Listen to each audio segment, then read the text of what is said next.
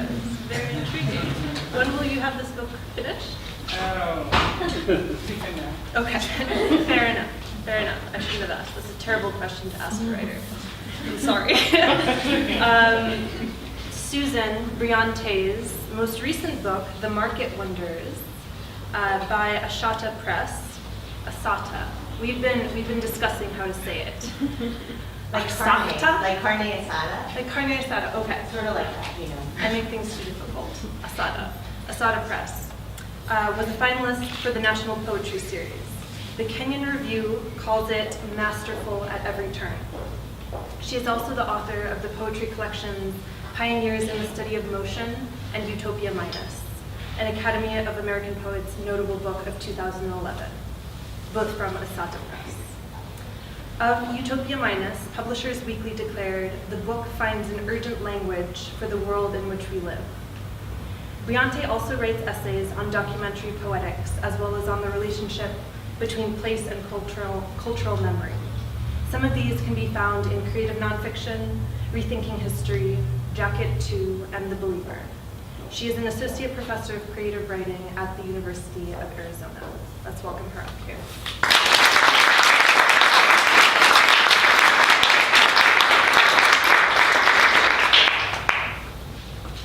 Hi, so nice to see you all. Let me know if you can hear me okay, especially in the back. And you've all been like sitting so quietly and with such rapt attention that I'm just gonna say some beginning comments, but feel free to zone out or get some water or move or do whatever you need to do to make yourself comfortable while I kind of adjust myself.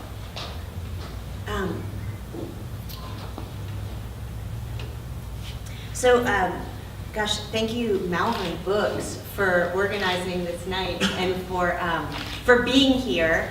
I swore I wasn't going to do it, and it's so impossible not to do. When I lived here, this place was a sex shop. It was called Dreamers, and it was really weird. I was just talking about this, right? Like, because it was really like super well lit. Like, they wanted it either to be the safest sex shop in America, or they wanted to make sure that at the Laundry World across the street, people would know who was in here. So anyway, it's really cool to find instead this like super fabulous indie bookstore amongst us, and to be here with you all tonight, this first week of classes. So thank you, Malvern, and thank you, Kurt, and thank you, Bat City, and Olga, and Kate, and thank you, Becca, and Corey, and Maya for those fabulous readings. Like, what a way to start your semesters. I'm totally stoked. I hope you guys are too. And thank you to all of you who are coming out here at the beginning of the semester. So I'm going to read from this new book, The Market Wonders, and I'll just say a few things to kind of contextualize what it is, what this project was, and I might read these, we'll see. So I started writing these poems sometime around 2000, just a little bit after 2008, after the economic crash, and I had lots of reactions to it. Some of them were really practical, and some of them were sort of more theoretical, but one of the reactions I had was this sense that how the story of the economic problems we were facing was a very particular story, not necessarily one that corresponded to our own lived experiences. So there was like a lot of talk about what the market was doing, and I thought, isn't that weird how we personify the market? Like, we talk about it reacting and rallying and rejoicing when it's actually not a person at all. It's all of us in a sense, and that when we do cast it as this other person, does that mean that we feel like it's this thing we can't control? So I started to write a bunch of poems in which I fully personified the market. I made it a baby boomer, I gave him a kid, and I had him sort of move through his life. And then I was thinking about, well, why, when we talk about the market, often in the US we're talking about the markets, we're talking about stock market indices, right? And like, I get why they're important. Like, at a certain point you have a retirement account, or interested in a store that has a group of shareholders. But there's also this weird disconnect I felt between sort of people going, oh my God, the market is crashing. It was at, I think, 8,000 points around its lowest. It's now at something like 18,000, the Dow Jones Industrial Average. And what, again, lived experience kind of felt like. So for example, my life has not felt like it's more than doubled in its positiveness since the bottom of the crash. I mean, maybe, but it just starts to struck me as these indicators are not natural, that they're created. And so I wanted to sort of explore what it meant to think about this number in particular. So I started recording the closing number of the Dow Jones Industrial Average. And I would record it, and then I would put it into a search engine. Sometimes it was just Google, sometimes it was Bartleby quotations. For a while it was an online version of Paradise Lost. And that would spit out some text, and I would use the text that was spit out, and I would use my notes from whatever day it was, and I would make a poem, letting that number have this kind of weird influence over the poem. In the same way I felt like these stock market numbers were kind of influencing my life, but with the connection never quite being as direct as one thought it should be. And then I was like now deep into the project, so I wrote a poem that I decided would run like a ticker at the bottom of the pages. So there's a poem that runs like a ticker on the bottom of the pages that thinks about accounting in all kinds of different ways. And then I wrote a couple poems kind of explaining or thinking about what I was doing with those poems, and the book was made. So I'm gonna read, I'll read from a couple of those different sections. I'll read some of the dated poems that were inspired by those closing numbers of the Dow, and I'll read some of the ticker poem, but I think I'll start with the opening poem in the book, which is entitled Towards a Poetics of the Dow. And you didn't tell me how long to read for, so I'm going to read for an hour now. That's why my phone's here, so I don't get crazy. I'm going to read a poem about finance for an hour and a half. Towards a Poetics of the Dow. Every day has a number attached to it, great additions, subtractions. This is not just an aesthetic problem, see Ashbery. There is a, quote, natural impulse toward the boundedness of closure, end quote. The bell rings, trading stops, but the world is unfinished. Lynn Heginian.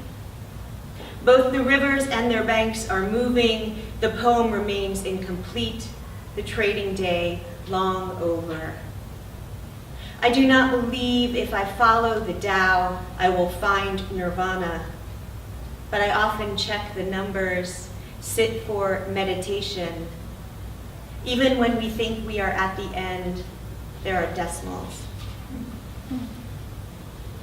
When the Buddha touched his finger to the ground at the moment of enlightenment, all the leaves fell from the Bodhi tree. It's February 10th, 10:04 in the morning. The Dow falls to 12,194. The present poetic strives towards total awareness, incessant recording. Ravenous as a black walnut tree, roots sucking at the sewer line, the Dow touches everything. The taste of our water, color of our sky, torque of our engines. It's February 10th, 10:15 in the morning. The Dow at 12,203 is rising. The poet, like the trash tree, uses all of it. A poem moves as does the Dow, influenced by a variety of factors and events. Mergers, oil spills, revolutions, suffering. Sometimes what does not move tells the story. I like poems that go to prisons or coal mining towns. I like poems that act as archive or a view to Elizabeth Street. I admire circuitry and cosmology. I write with a power industry dictionary on the bookshelf behind my desk, a copy of the King James. a guide to Texas trees. Poems should evidence some degree of control, but poets should be a little volatile. The poem is a high-risk investment, a long-term commitment, like a big, dirty city. It should make you feel a little uncomfortable. It's February 10th, 1:11 in the afternoon. The Dow falls to 12,197. The poet wants to remind the Dow that the bird has something to teach it about falling and song. The theoretical physicist says, "I've always wanted to find the rules that govern everything." The theoretical physicist says, "Deep laws emerge." I have a friend who asks about truth in poetry. Whenever he does, I want to send him a valentine on musty pink paper.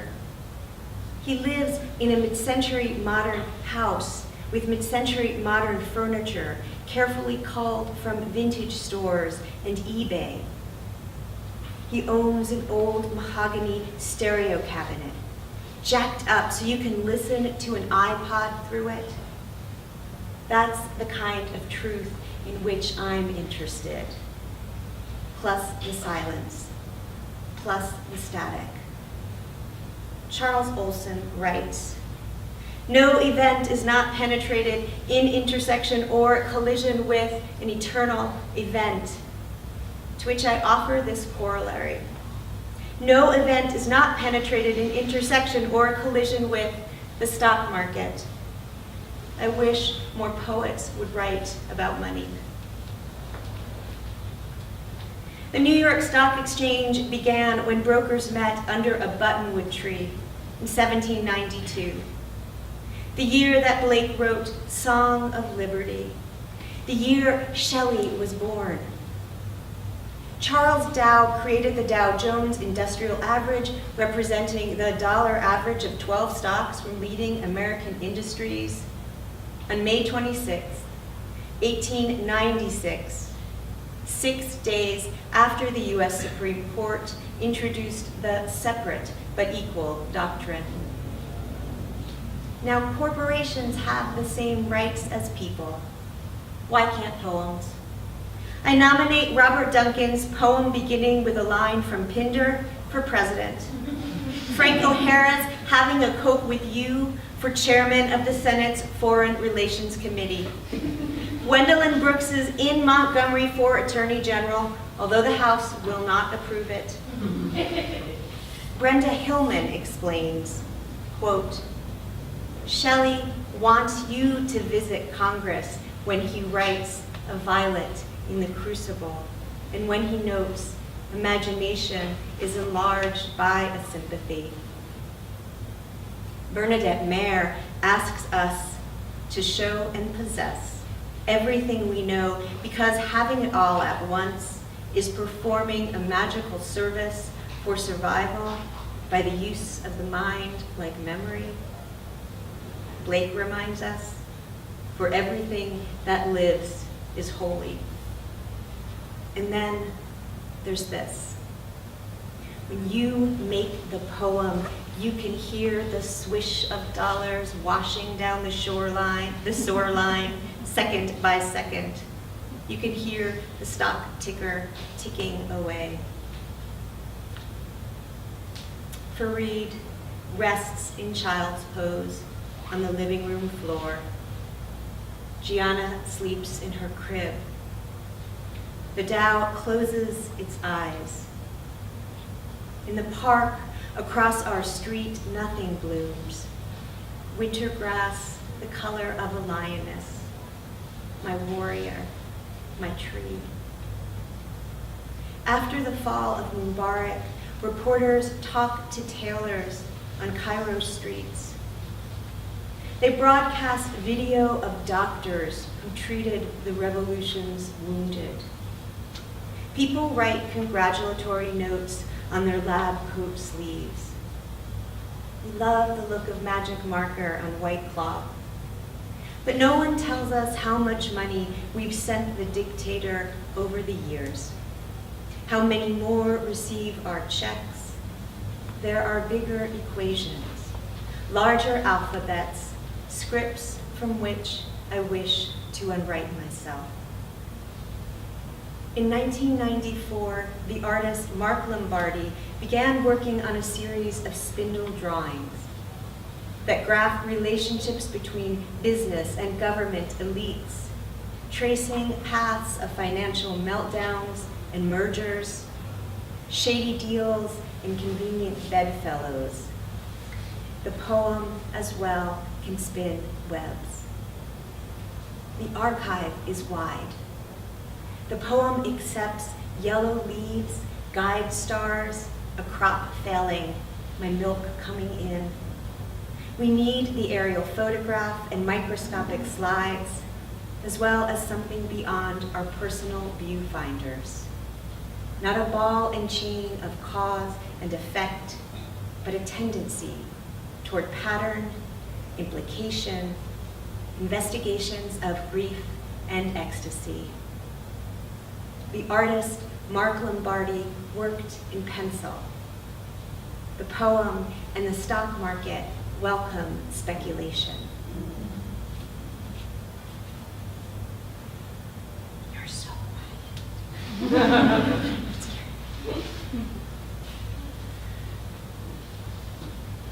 October 1st, the Dow closes down, 9,509. In the dream, I cue with a pane of glass in my hand. Next to me, a child and a mirror. And we stand at the edge of an accident. I pick up a sliver of windshield, place it on my tongue. The glass tastes like cold stone dirt, and I love the way it fractures in my mouth. Glass often indicates a strong psychic or intuitive ability. Broken glass predicts change, not necessarily beneficial. To receive cut glass means you will be admired for your brilliance and talent.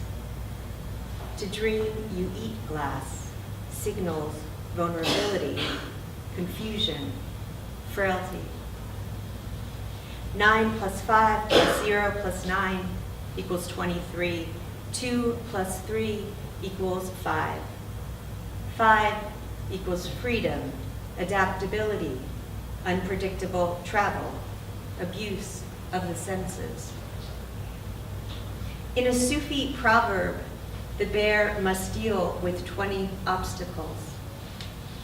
Each one of them involves pears, because the bear adores pears. October 14th, the Dow closes up 10,015. I bleed a little. Peyote tea waits in the refrigerator. A Ferris wheel spins and spins at the fair. After the miscarriage, we search for rings with missing stones, unmatched earrings, sell our gold. Ride the Ferris wheel, bigger than the one in Paris. My parents pray for us. I play Dylan's Spanish Boots over and over. Watch a sunroof fill with night. Like seeing a film of people I recognize but don't really know. James Schuyler says, you can't get at sunset listing colors. Between the liar's trees and shopping carts, we buy a house, cry in bed, leave the child unnamed. Pink, lemon, pearly blue, white.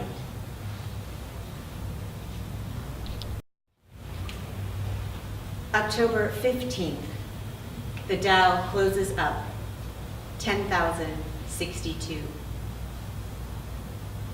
What if I write it all down, track it?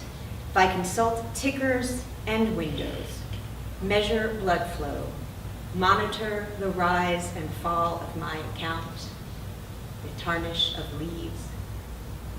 Will a veil tear? Will a web sparkle dew strung? A rope bridge between the dead, living, unborn? Can I feel these numbers in my hands like Whitman at the rail of a ferry? The Dow rises above 10,000.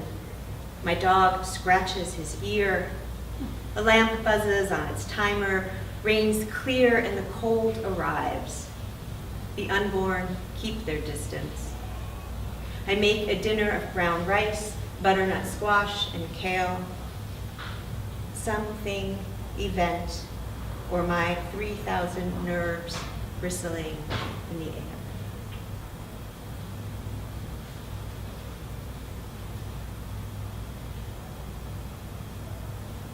I'm going to read a little from the ticker.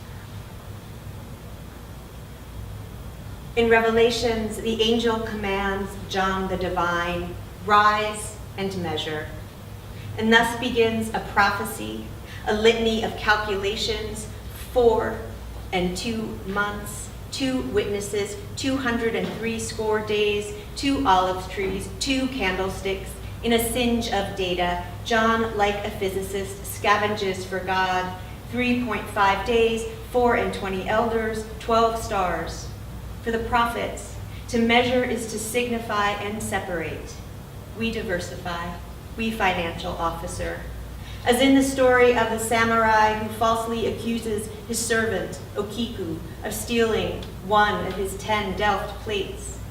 His words spreadsheet, she inventories, 1, 2, 3, must be, 4, 5, 6, mistaken, 7, 8, 9, counts again. Her master will spare her if she fucks him, an equation she refuses. He throws her down a well. A well is a chamber of calculations, a labyrinth of bone, a darkness so seldom our habitat, whence Ukiku endlessly counts. 1, 2, my genre is trauma. 3, 4, an obsessive ticker. 5, 6, my genre falls. 7, 8, from office buildings. 9, Okiku screams. Like mid-level managers in the 1930s, in times of stress, as before a fall, or angel, or robbery, at gunpoint, in the back seat of a taxi, we see in hyper-reality innumerable pixels. My God, my billfold. A national debt clock ticks off the trillions. Numbers jump and flip. The minute hand slips as a doomsday clock ticks down our fate. Arithmomania, the poet said. His mind burned with numbers. How many bricks in a wall, coins in a purse, glasses on a tray, a hook, a burr in thought to explain why vampires stop to tally beans or seeds dropped on the ground, but a hungry child simply grabs and eats. Our ticker tells a story of national precarity, numerical OCD. John's angel commanded measure.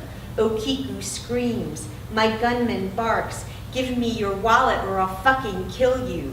To submit to another's accounting is to surrender, is to default in a taxi where I hand over my money, so Google mapped, so market crashed, not counting. How you doing? I think I'm gonna read like 2 more, is that all right?